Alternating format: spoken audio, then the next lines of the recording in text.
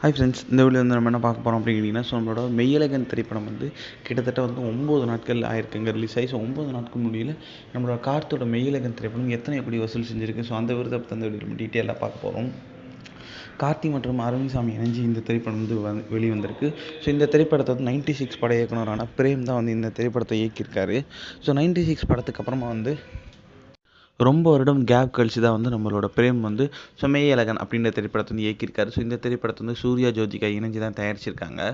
So கிட்டத்தட்ட 6 வருடம் கழிச்சு வந்து இந்த திரைப்படம் வந்து நம்மளோட பிரேம்குமாரோட 2வது திரைப்படமாக அமைஞ்சிருக்கு. ஸோ இந்த திரைப்படம் வந்து மக்கள் மத்தியில் ரொம்ப பெரிய ஒரு எக்ஸ்பெக்டேஷன்ஸை ரிலீஸ் ஆகிருக்கு. ஏன்னா வந்து ஒரு ஃபீல் குட் மூவி அப்படின்ற ஒரு ஃபீல் வந்து நம்மளோட இந்த திரைப்படத்தோட டீசர் பார்க்கும்போது நம்மளுக்கு வந்து தெரிஞ்சுது. ஸோ சிலர் இந்த திரைப்படத்துக்கு வந்து நெகட்டிவ் விமர்சனம் கொடுத்தாலுமே வந்து இந்த திரைப்படம் வசூலில் வந்து இன்னுமே வந்து பட்டையை கிளப்பிட்டுருக்கு அப்படின்னு கண்டிப்பாக சொல்லி ஆகணும். அதன்படி பார்த்தா வந்து ரிலீஸ் ஆன முதல் நாளில் வந்து மெய்யழகன் திரைப்படத்துக்கு வந்து வசூல் வந்து டெய்லியும் வந்து அதிகரிச்சுக்கிட்டே தான் இருக்குது.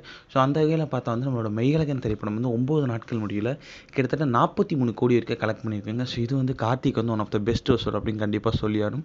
ஸோ இனி வரும் நாட்களில் வந்து நம்மளோட மெய்யழகன் திரைப்படம் எத்தனை கோடி வசூல் செய்யுது அப்படின்ட்டு நம்ம வெயிட் பண்ணி தான் பார்க்கணும். ஸோ இந்த நியூஸுக்காக வந்து ரசிகர்கள் செம்ம அவளாக காத்துக்கிட்டு இருக்காங்க.